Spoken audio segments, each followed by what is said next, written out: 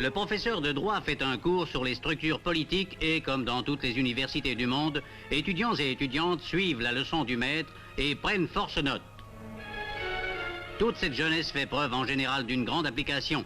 Elle connaît les responsabilités qu'il lui faudra assumer dans l'Afrique de demain. Ils sont aujourd'hui plusieurs centaines déjà à se répartir entre les diverses facultés et leur nombre croît d'année en année.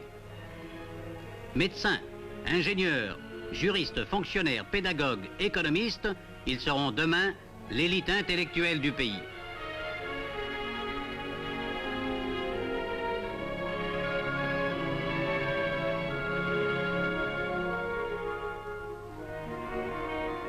Les cours théoriques sont accompagnés d'exercices pratiques dans les laboratoires et dans les séminaires. Nous assistons ici à des démonstrations de conductibilité et de résistance électrique. Le professeur de physique répond aux nombreuses demandes d'explications et nos jeunes universitaires apprennent ainsi à se familiariser avec les techniques scientifiques les plus perfectionnées.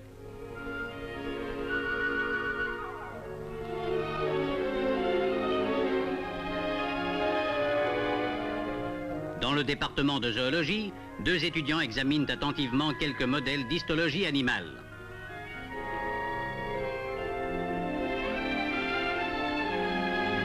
D'autres se livrent à des expériences de chimie. Ainsi, grâce à une sérieuse formation scientifique de base, ces étudiants pourront dans quelques années pratiquer l'art de guérir ou la science de l'ingénieur agronome.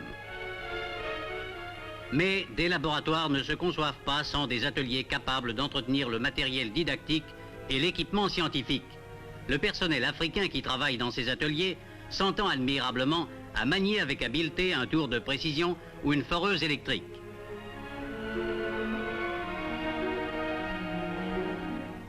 L'université ne se contente pas de distribuer aux étudiants le savoir, de les préparer à leur profession ou de les initier à la recherche scientifique. Elle veut en faire des citoyens complets.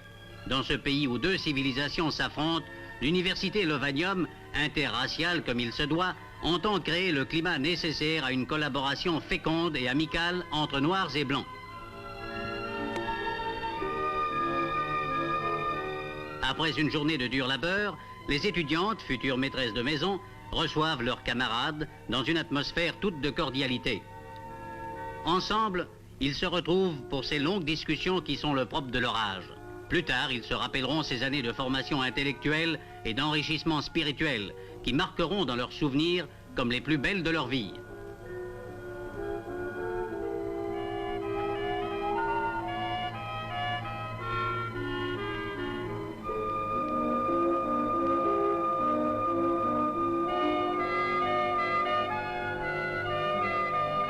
Mais il faut entrecouper les travaux de l'esprit de nourriture terrestre. Lorsqu'on est jeune, le travail cérébral ne diminue en rien l'appétit. Dans un vaste hall bien aéré, les étudiants se réunissent midi et soir pour y prendre ensemble leur repas. Chacun se sert soi-même. Munis de leur plateau, les étudiants défilent à tour de rôle devant un guichet où ils reçoivent à un prix modique une nourriture saine et substantielle.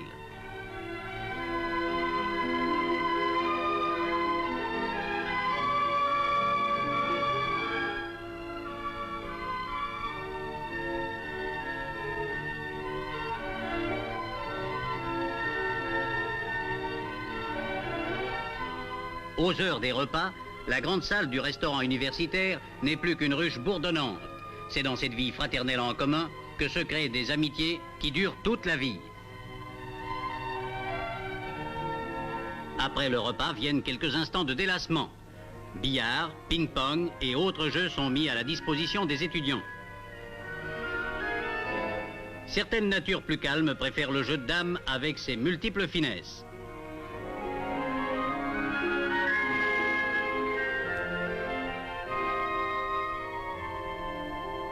D'autres jetteront leur dévolu sur le football de table et, dans le feu de l'action, une bonne bière ne se refuse pas. Puis, le travail reprend dans le calme des bibliothèques. Pour favoriser le travail intellectuel et la recherche scientifique, professeurs et étudiants doivent pouvoir disposer de bibliothèques abondamment fournies en livres et périodiques. Les encyclopédies et les dictionnaires voisinent avec les traités scientifiques et les recueils de travaux. Autour des tables, étudiants et étudiantes s'entraident à voix basse ou travaillent en silence à la préparation de leurs cours ou à la rédaction de travaux personnels.